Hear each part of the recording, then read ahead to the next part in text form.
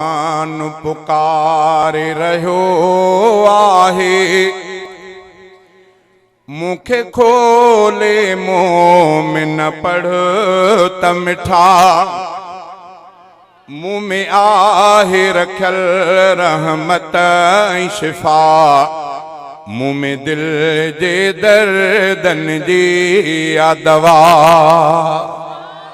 क़ुरान पुकारे रहियो आहे, मूंखे मोमिन खोले पढ़ त मिठा, मुँह में आहे रखियल रहमत ऐं शिफ़ा, मुँह में दिल जे दर्दन जी आ दवा। माथो शिरक कुफ्र जूं पाड़ूं पटियां, तौहीद जा दिल में थो खीमा ॾियां, जेको मूंखे पढ़ी मूं ते अमल करे, तंहिंजो साथ क़बर में मां थो ॾियां।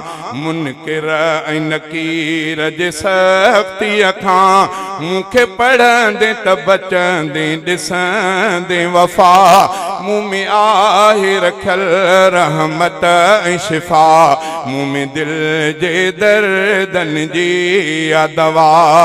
क़ुरान पुकारे रहियो आहे, मूंखे मोमिन खोले पढ़ त मिठा, मुँह में आहे रखियल रहमत ऐं शिफ़ा, मुँह में दिल जे दर्दन जी आ दवा।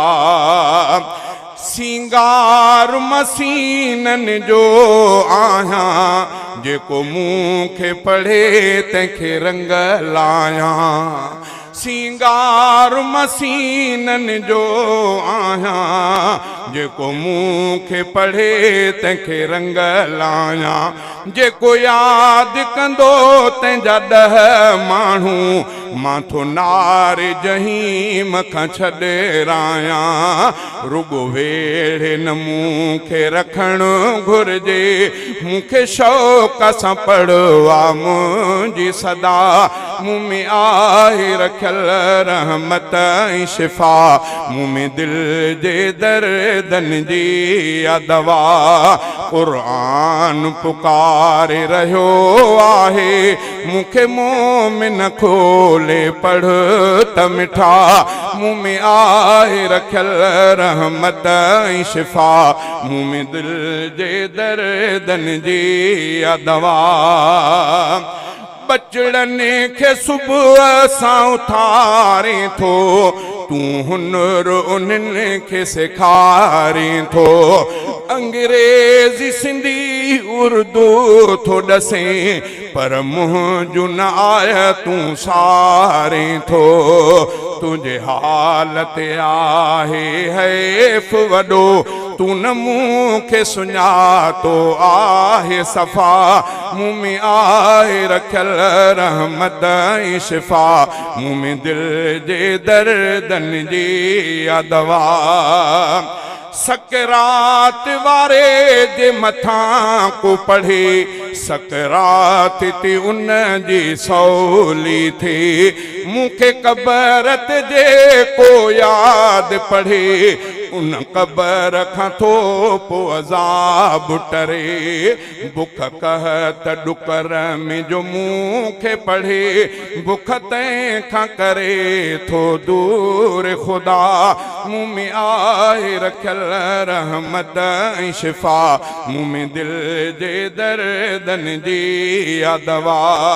क़ुरान पुकारे रहियो आहे, मूंखे मोमिन खोले पढ़ त मिठा, मुँह में आहे रखियल रहमत ऐं शिफ़ा, मुँह में दिल जे दर्दन जी आ दवा। मूंखे घर में जे तूं पढ़ंदो रहंदे, पंहिंजे घर में वॾी बरकत ॾिसंदे। तुंहिंजे घर जे हिफ़ाज़त रब कंदो, जे घर में मूंखे पढ़ी सुम्हंदे।